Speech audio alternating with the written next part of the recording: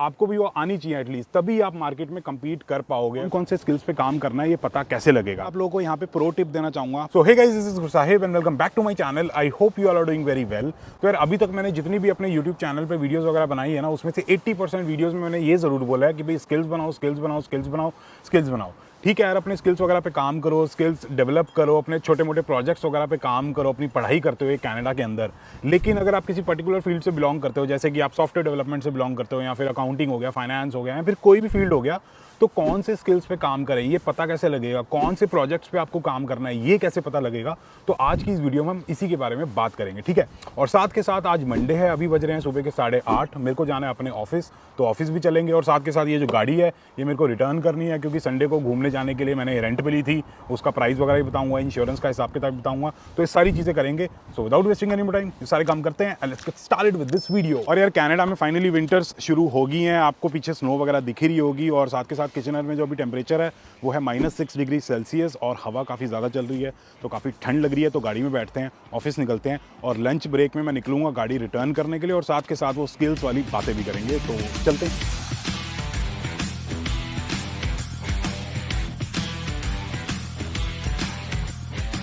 ये सामने आप व्हाइट कलर की बिल्डिंग देख सकते हो ना कॉर्नर पे, ये है कॉनेस्टोगा कॉलेज का वाटरलू कैंपस। और यार अगर आप चाहते हो कि मैं कॉनेस्टोगा कॉलेज का एक प्रॉपर कैंपस टूर बनाऊं, मतलब एक प्रॉपर वीडियो बनाऊं, तो कमेंट करके ज़रूर बताना। क्योंकि जब मैं बस वगैरह में ट्रैवल करता हूं तो मेरे को बहुत सारे बच्चे मिलते हैं जो कि कॉनेस्टोगा कॉलेज के होते हैं या फिर यूनिवर्सिटी ऑफ वाटरलू के भी होते हैं। तो कमेंट करके बताना, मैं प्रॉपर एक कैंपस टूर बनाऊंगा, डाउनटाउन कैंपस का या फिर डून कैंपस वगैरह का, कैम्ब्रिज में भी एक कैंपस है उसका।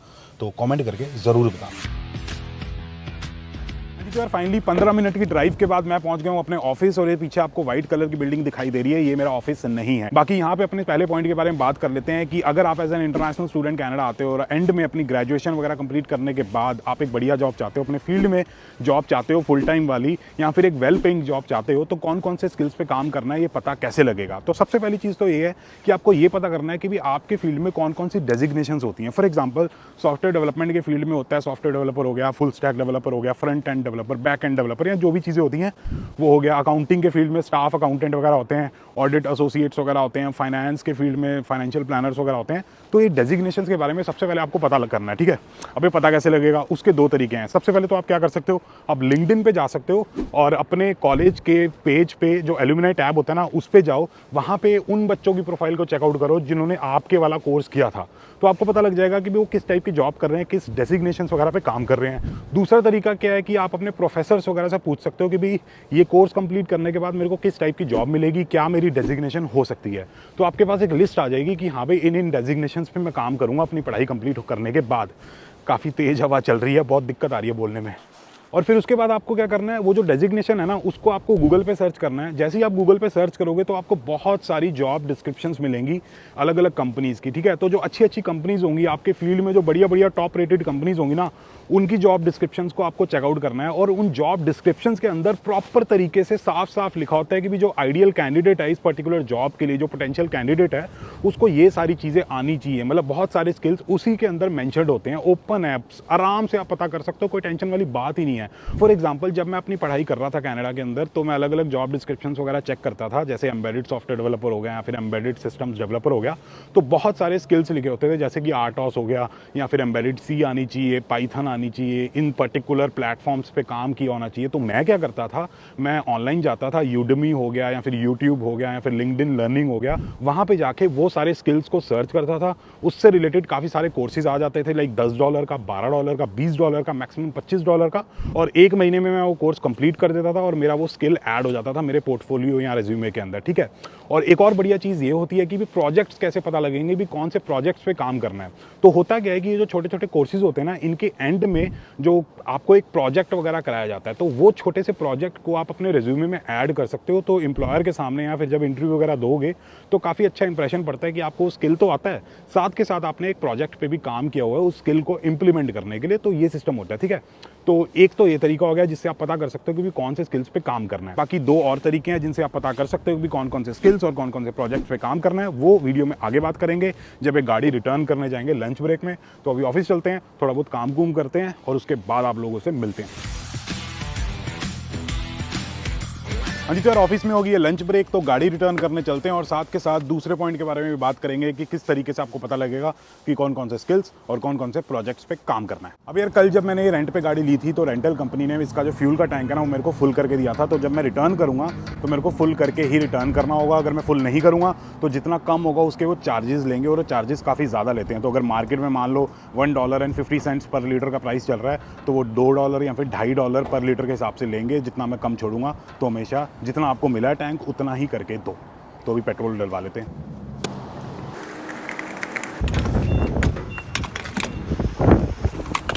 गैस डलवाने वाला काम हो गया, अब चलते हैं गाड़ी रिटर्न करने। अब यार किचनर के पब्लिक ट्रांसपोर्ट में एक तो बस चलती है और साथ के साथ एक तरीके का ट्रैम भी चलता है। हाँ जी, तो यार फाइनली मैं पहुंच गया हूँ कार रेंटल कंपनी के ऑफिस पे। अब यहाँ पे अपनी गाड़ी रिटर्न करते हैं, मतलब अपनी नहीं, कार रेंटल वालों की गाड़ी रिटर्न करते हैं।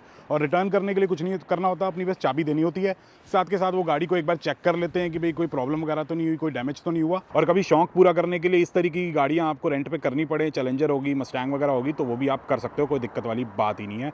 खरीदने की कोई ज़रूरत नहीं है, खरीदोगे तो यार फंस जाओगे। हाँ जी, तो यार गाड़ी रिटर्न कर दी है। अब बात करते हैं अपने दूसरे पॉइंट के बारे में। तो बेसिकली कौन से स्किल्स पे काम करें, कौन से प्रोजेक्ट्स वगैरह डेवलप करें छोटे मोटे, वो पता करने का दूसरा तरीका ये है कि आपको फिर से लिंक्डइन पे जाना है और उन लोगों की प्रोफाइल को चेकआउट करना है जो वही कोर्स कर रहे हैं जो आप करना चाहते हो या फिर आप ऑलरेडी कर रहे हो। तो उससे क्या होगा, बेसिकली जितने भी लोग होते हैं ना लिंक्डइन पे, वो खुल के अपने बारे में लिखते हैं कि भी उन्हें कौन कौन से स्किल्स आते हैं, कौन कौन से टूल्स पे उन्होंने काम किया हुआ है, किस तरीके से वो कंपनी में वैल्यू ऐड कर सकते हैं। वो सारी चीज़ें उनके अबाउट सेक्शन में जनरली लिखी होती हैं। और दूसरी चीज़ क्या होती है, अगर कोई बंदा किसी कंपनी में काम कर रहा है ना, तो साथ के साथ वहाँ पे रोल्स एंड रिस्पॉन्सिबिलिटीज भी लिखते हैं कि वहाँ पे वो क्या काम कर रहे हैं, किस टाइप के प्रोजेक्ट्स पे काम कर रहे हैं, कौन कौन से सॉफ्टवेयर टूल्स वगैरह वो यूज़ कर रहे हैं, जस्ट डेमोन्स्ट्रेट करने के लिए अपने आप को, ठीक है, लिंक्डइन पे अपने आप को सेल करने के लिए। और साथ के साथ कहीं से उन्होंने अगर जॉब छोड़ रखी है, पहले कहीं काम किया था, तो वहाँ भी लिखा होता है कि भी उन्होंने क्या क्या काम किया था।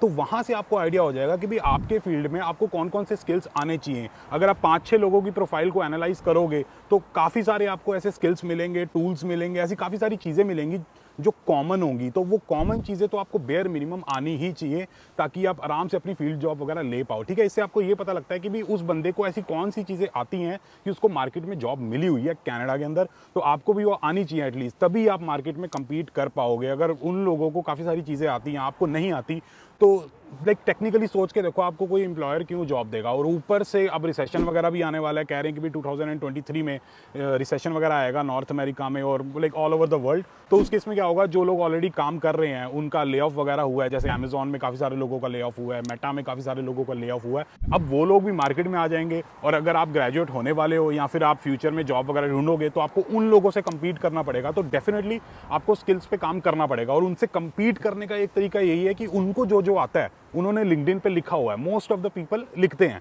तो आपको वो चीज़ें बस सीखनी है, ठीक है।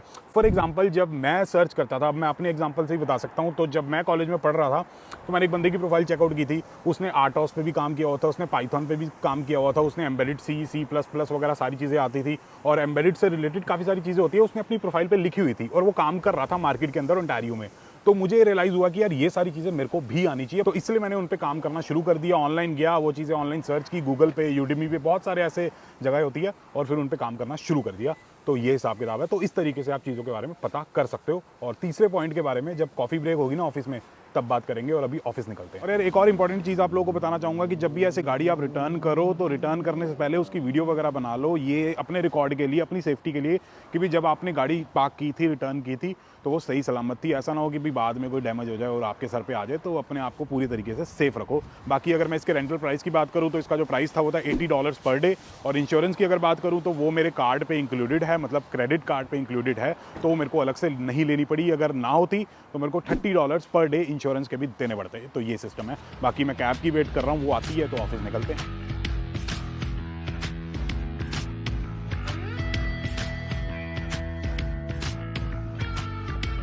अब यार आखिरी जो तरीका है जिससे आपको ये पता लग सकता है कि भाई कौन कौन से कोर्सेज पे आपको काम करना है, किस टाइप के प्रोजेक्ट्स वगैरह छोटे मोटे डेवलप करने हैं, वो है आपके प्रोफेसर्स। तो बेसिकली या कनाडा के अंदर जो कॉलेजेस में प्रोफेसर्स होते हैं जो सर्टिफिकेट कोर्सेज कराते हैं, फिर डिप्लोमा कोर्सेज पढ़ाते हैं, वो काफ़ी ज़्यादा एक्सपीरियंसड होते हैं। उनके पास इंडस्ट्री का काफ़ी ज़्यादा एक्सपीरियंस होता है। यहाँ पे ऐसा हिसाब नहीं है कि भाई पड़ोस वाले कॉलेज में एक प्रोफेसर है वो मास्टर्स कर रहा है और यहाँ साथ वाले कॉलेज में वो डिप्लोमा के या बैचलर्स के बच्चों को पढ़ा रहा है। यहाँ पे ऐसा हिसाब नहीं होता। जो प्रोफेसर्स होते हैं उनको काफ़ी ज़्यादा नॉलेज होती है, काफ़ी एक्सपीरियंसड होते हैं, ठीक है। तो आप अपने प्रोफेसर के पास जाओ, उससे पूछो कि भी ये जो पर्टिकुलर मैं कोर्स कर रहा हूँ, जो आप मेरे को पढ़ा रहे हो, ये कंप्लीट करने के बाद मेरे को किस किस टाइप की जॉब्स मिल सकती हैं, मैं किस किस टाइप की इंडस्ट्रीज़ में जा सकता हूँ, वो आपको अच्छे से समझाएगा। जब मैं कॉलेज में पढ़ रहा था ना, कॉन्फेडरेशन कॉलेज थंडर बे में, तो मैं अपने प्रोफेसर के पास लाइक महीने में 1 या 2 बार ज़रूर जाता था कुछ भी डिस्कस करने के लिए। कभी अपना रिज्यूमे रिव्यू करा लिया, कभी अपना कवर लेटर रिव्यू करा लिया, कभी मैं किसी कंपनी में मान लो एप्लीकेशन डाल रहा हूँ जस्ट चेक करने के लिए कि मैं कहाँ स्टैंड करता हूँ कंपटीशन के अगेंस्ट।